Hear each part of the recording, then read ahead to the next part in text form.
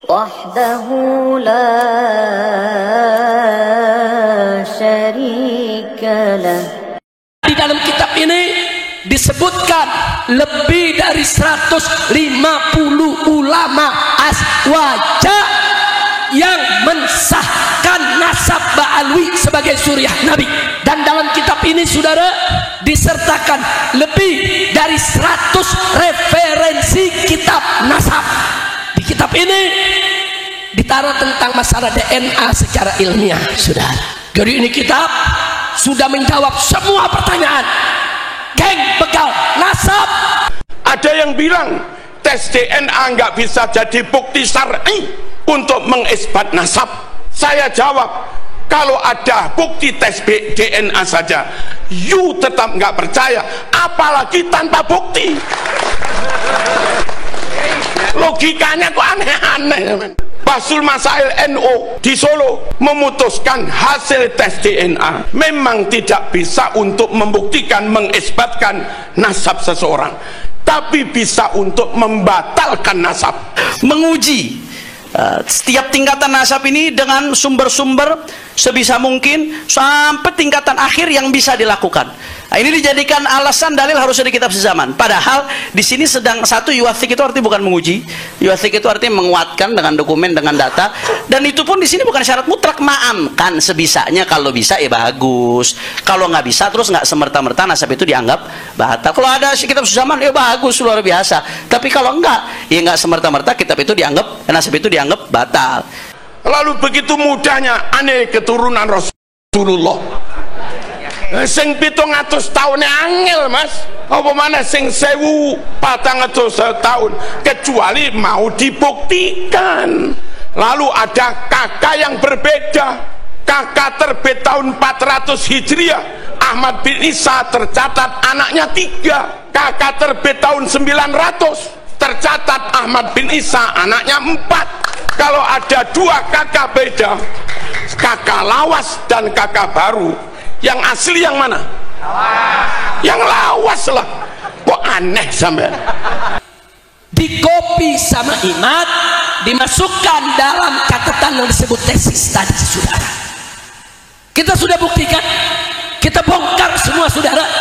Semua serangan Wahabi ke habaib itu yang dijadikan dasar oleh Imad untuk menyerang habaib. Ini namanya bukan tesis, ini sampah. Nabi alim pinter, dia logikanya konyol. Nabi sabar jembar dodone, dek ngamuan takbir prak.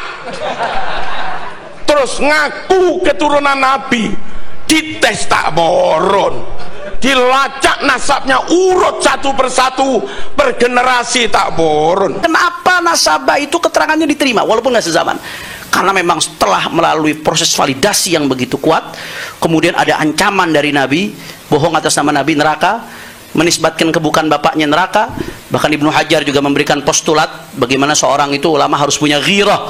Jangan sampai ada orang yang intisab ke Rasulullah Shallallahu Alaihi Wasallam ya, bighairi yang padahal dia nggak berhak, nggak nyambung nasabnya tapi dia pura-pura nyambung. Itu jadi ghirahnya para ulama betul dalam menjaga kemudian nasab Rasulullah SAW. Sehingga seorang nasabah itu keterangannya walaupun nggak sezaman sudah barang tentu dia wajib untuk mengambil data dari yang sebelum-sebelumnya, sehingga apa yang dia cantumkan itu harus sudah terverifikasi menurut standar ilmu nasab dan ilmu syariat. Andai dari kajian Kiai Iman lalu terbukti fulan yang selama ini kita yakini dzurriyyah Rasul ternyata terbukti bukan, maka hukum kita ngaji kitab karangan dia seperti kita ngaji Fathul Qorib tanpa harus meyakini pengarang Fathul Qorib keturunannya Kanjeng Nabi gitu loh. Dan keturunan Nabi saudara, para habaib sebagai dzurriyyah Nabi, mereka juga punya kedudukan mulia dan wajib untuk dicintai. Panjenengan yang selama ini nggak dianggap keturunan Nabi, tak usah khawatir bon. Siapa tahu penelitian Kiai Iman dan kawan-kawan sampean terbukti keturunan Nabi, maka kami nggak ragu hormat neng sampean. nggak ragu mahabbah neng sampean. Ojo kesusu musuhi Kiai Imad. Penelitian ini untuk kamu juga gitu loh. Timbang diragukan terus, timbang maskok fih terus, timbang mukhtalaf fih terus, timbang iltibas terus, ndang dijelas nih mas. Orang tua kita Haji Roma Irama selalu mengatakan batal berdasarkan ilmu nasab, berdasarkan penelitiannya Haji Madudin. Ya, sekarang ilmu nasab yang mana kaidah yang dia pakai? Itu pertanyaan saya. Kalau dia mengklaim batal menurut saya, ya terserah, siapapun bisa berpendapat kalau menurut saya. Tapi ini sah nggak menurut ilmu nasab? Menurut kamu apakah kamu ilmu nasab yang harus diikuti? Kan itu. Sayangnya dia nggak gentle. Sayangnya dia nggak gentle. Akhirnya mencari pembenaran dari berbagai kitab teori nasab. Di Indonesia ada kiai yang jabatannya di NU jauh lebih top daripada Kiai Imad, tapi beliau tidak takhusus di bidang nasab. Kiai Imad mungkin hanya pengurus RMI Banten, wong cilik mungkin, tapi takhusus di bidang nasab. Andai tanya fikih mungkin masih kepada beliau, andai tanya kebijakan NU mungkin masih pada beliau, tapi lek tanya nasab yang takhusus itu Kiai Imad. Insya Allah habaib dan para muhibbin, habaib dan para pecintanya kelak akan kumpul bersama Nabi kita Muhammad sallallahu alaihi wasallam. Adapun mereka yang mencaci maki habaib, yang menghina habaib, yang benci dengan habaib, kita lihat saja nanti di akhirat. Kita lihat siapa yang dipanggil oleh Nabi dan siapa yang dipengoskan oleh Nabi, saudara. Kita lihat nanti siapa yang Nabi tersenyum kepadanya dan siapa yang Nabi marah kepadanya. Kalaupun diteliti ternyata bukan, saman kudu lilo demi menjaga kemurnian anak cucu Nabi, zuriyah Nabi, daripada saya dicantol-cantolkan di situ, keturunan itu jadi nggak murni. Mending saya dikeluarkan dari situ nggak apa-apa demi menjaga kemurnian keturunan Nabi. Ikrimah itu anak dari Abu Jahal, itu loh jadi mufassirut tabi'in, tokoh ahli tafsir, ahli Quran zaman tabi'in, dan diterima. Padahal bapak mungsuhe Kanjeng Nabi, nggak masalah. Andai ada 65 orang itu jadi gembong PKI, lalu anaknya mondok di Plosolir Boyo Sarang, hafid Quran, apal alfiyah, maknun dan segala macamnya, nguasai Bukhari Muslim, ya diangkat jadi kiai mas, meskipun bapaknya gembong PKI. Itulah Islam. Halo, halo. Serahkan sesuatu hanya kepada ahlinya. Siapa ahli? Imani top, takwa Allah top, khosyatullah top, ilmune yo top, akhlake top, nyun sewu, kapasitasnya juga top. Itu namanya ahlinya, dan harus ahlu sunnah wal jamaah. Serahkan pada ahlinya. Madhab 4 Imam Syafi'i nasabe sapa? Tak oneng bro rawuh. Imam Hanafi nasabe sinten? Woi, nasabe sapa? Tak oneng. Imam Maliki tak oneng. Imam Hambali tak oneng. Imam Asy'ari tak oneng. Imam Maturidi tak oneng. Imam Bukhari Muslim tak oneng. Imam Junaid Al-Baghdadi tak oneng kabeh. Imam Ghazali, kita kepada beliau-beliau belas nggak ngerti nasabnya. Woi, nggak ngerti nasabnya, dan nggak tahu juga sahkah Islam kita. Manut orang yang kita nggak tahu nasabnya itu loh, sah apa enggak? Lah jerene harus cari nasab ini, enggak juga kan? Lo ngoten apa rawuh, wong Pasuruan harus bengal nih kak.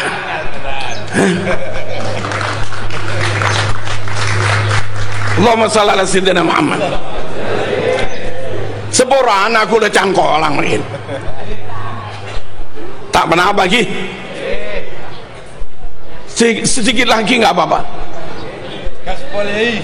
Allahumma shalli ala sayyidina Muhammad. Yang alumni sarang dapat ilmu sak pirang-pirang dari masyayikh sarang. Nasabnya siapa sarang? Tak oneng. Yang alumni Peloso dapat ilmu sak pirang-pirang dari Peloso. Sera nasabah. Tak oneng. Yang kita ya. Yang alumni Lirboyo sah bangga ilmunya? Sah bangga? Sah. Siapa nasabnya? Tak oneng. Lo kok sekarang ada kalau nggak ngakui nasab ini ilmu batal itu terus kayak apa?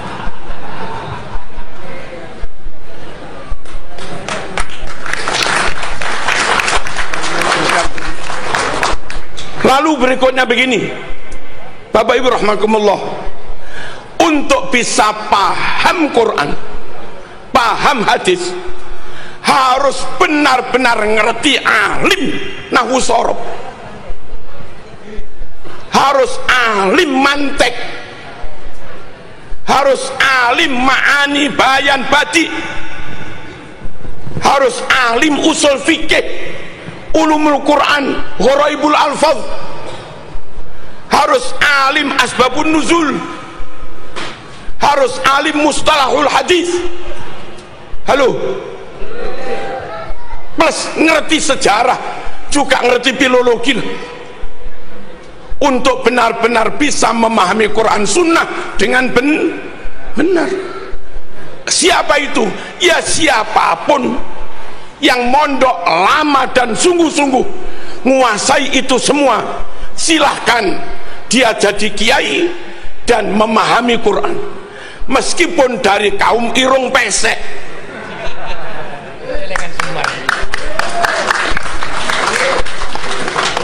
Jangan paksakan orang yang nggak punya kemampuan kau percaya menafsiri Quran hanya karena bajunya. Jangan kau paksakan orang yang nggak punya kapasitas cukup ikut-ikut mengistimbat dari Quran hadis hanya karena kekayaan atau karena nasabnya. Ini nggak boleh dipegang, diurus kecuali oleh orang yang benar-benar punya keahlian. Ini urusan keahlian supaya menghasilkan ilmu yang benar gitu loh. Halo, kalau yang top itu orang Jawa, nah kita terima. Kalau yang top ring Madura, engki terima. Kalau yang top nguasa itu ring Cina, tak kenapa terima. Kalau yang top itu orang Islam Eropa, orang Islam Arab, Yaman, kita terima. Pokoknya karena benar-benar punya kapasitas, bukan karena etnis, bukan karena baju, bukan karena pangkat, bukan karena harta, bukan karena jabatan, bukan karena nasab. Ini urusan ilmu, butuh keahlian. Clear? Clear apa enggak? Apa kalau tidak mengakui nasabnya lantas menghina? Mboten. Saya bermadhab Syafi'i tanpa harus mengakui Imam Syafi'i bernasab ke Rasulullah, tetap sah.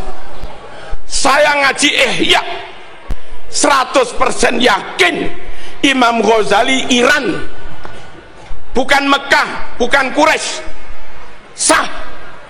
Saya Hizib Nawawi tanpa ngerti Imam Nawawi itu nasab apa, ya tetap